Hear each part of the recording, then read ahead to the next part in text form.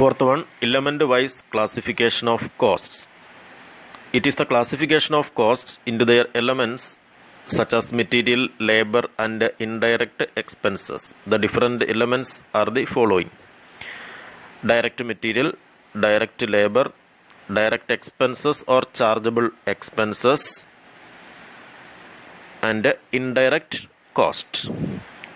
Direct material cost is the cost of material which can be clearly traced and identified to a job, product, cost center or cost unit.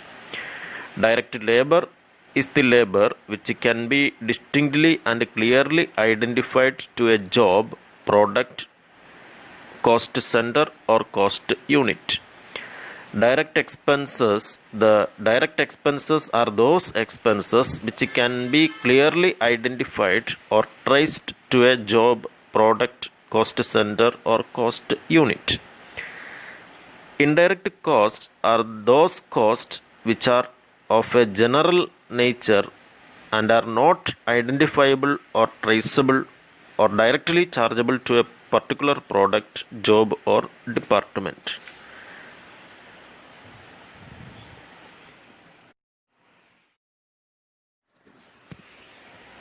Fifth one, classification according to controllability of cost. Under these costs are classified on the consideration whether they are capable to control or not. Controllable cost. Cost which can be influenced by the action of an executive in the undertaking and is capable to control is called controllable cost. Example, direct material, direct labor, etc. Next, uncontrollable cost.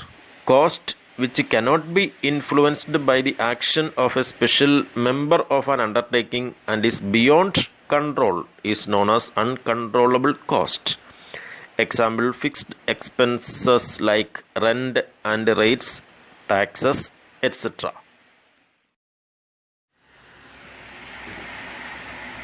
Next, sixth one, classification according to normality of cost. There are two types of cost which display the normality characteristics. They are normal cost and abnormal cost.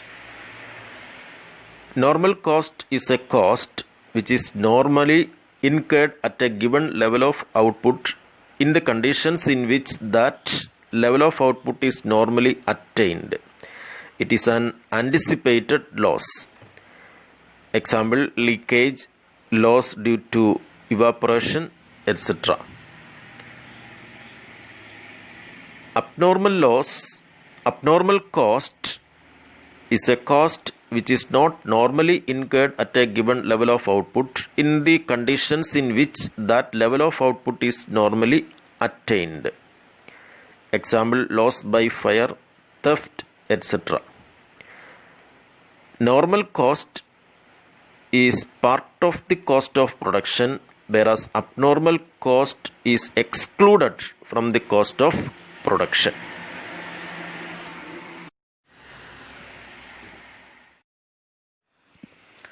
Next, seventh one, classification based on financial nature.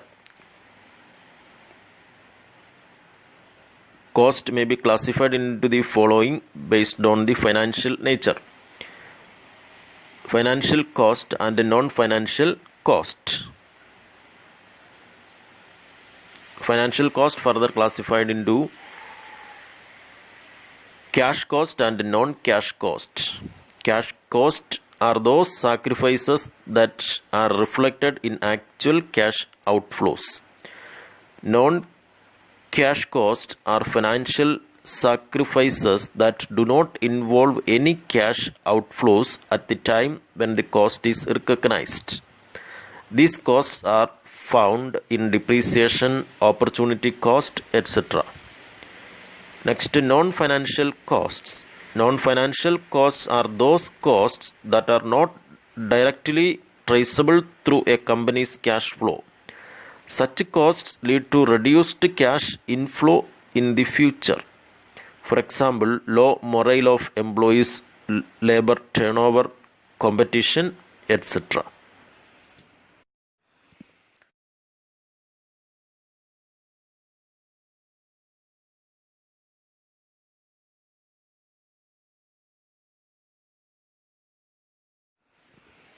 Elements of cost.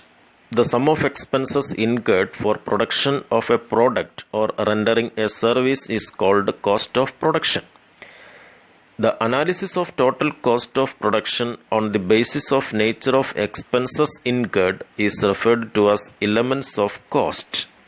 There are three elements of cost, namely material cost, labor cost, and expenses.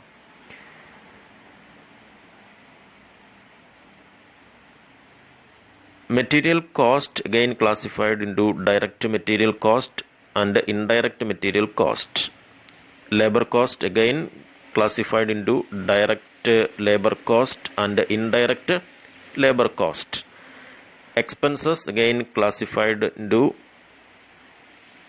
direct expenses and indirect expenses.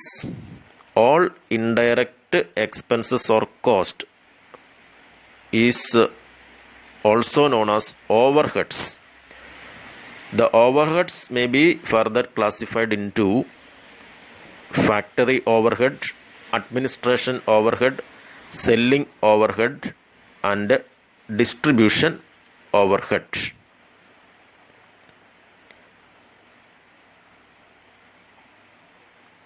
The total expenditure consisting of material, labor, and expenses can further be classified as under prime cost is equal to direct material cost plus direct labor cost plus direct expenses. Works cost is equal to prime cost plus factory overhead. Cost of production is equal to works cost plus administration overhead. Total cost is equal to cost of production plus selling and distribution overhead.